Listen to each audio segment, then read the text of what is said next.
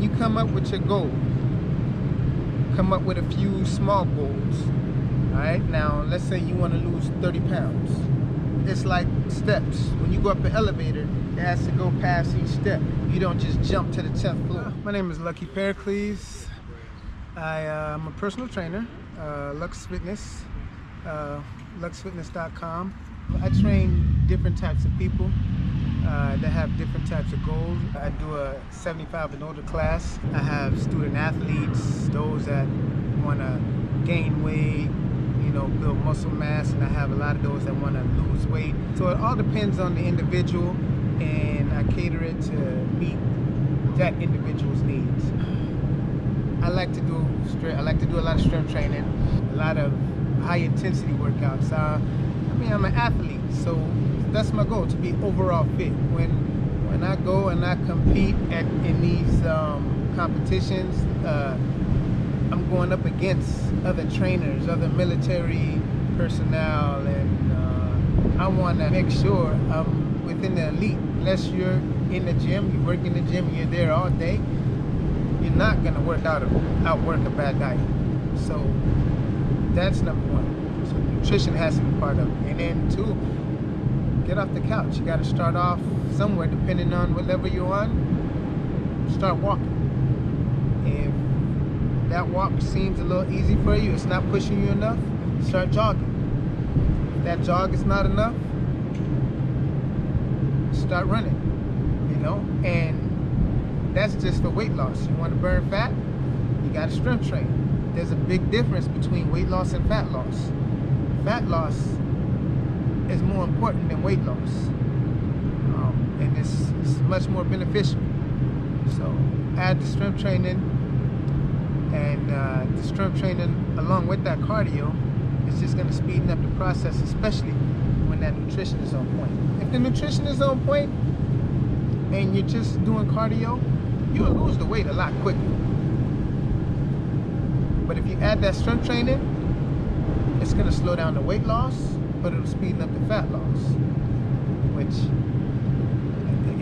it's a major difference in the way you feel, in the way you look. You can see the difference in people that lose weight with just the nutrition and the cardio, and the people that lose weight with the strength training. People that lose weight with the strength training, you probably don't know that they lost weight until you saw a picture of what they looked like before the weight loss.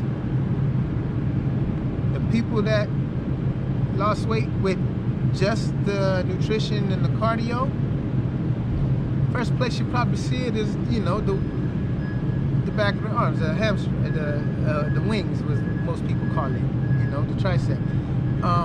That's without taking that deeper look. When you take that deeper look and those clothes come off, that stomach looks like that, the butt look like that, the thighs look like that, and then they come to me telling me, okay, I'm ready, I want to tone up. And I have to tell them, you should have strength trained, you got to get surgery to remove that. So to avoid all of that, start off with the strength training along with the cardio and the nutrition. The difference between that weight loss and that fat loss, I give people, I tell them, take a look at a 5-pound bag of leaves. You got a big round bag, and that bag of leaves is turning into a brick, and that brick might weigh a little more than that 5-pound bag of leaves, but this is the way you look compared to the way you used to look, and that's the way you want to look at it. The most frequent question is, how do I lose my stomach? And you got people who come and they only want to work their stomach, and that's my time to educate them. Like, that's not how it works. You don't come and just work your stomach. You can do all the sit-ups and crunches in the world. If you're not working your back, you're wasting your time. Your back is part of your core. They go hand in hand. If you look at most people with a bad back, their core probably doesn't look too good because it's not strong enough. They have to be equally as strong. So,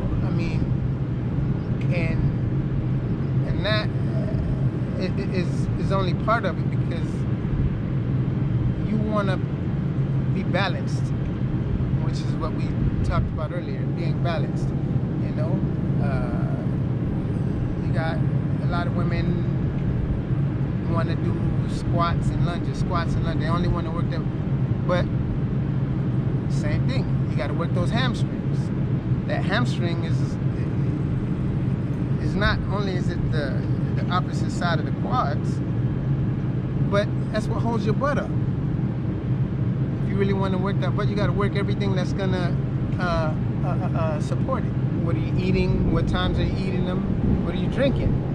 And are you working your back? Once again, if you want your stomach to look right, you got to get your back right.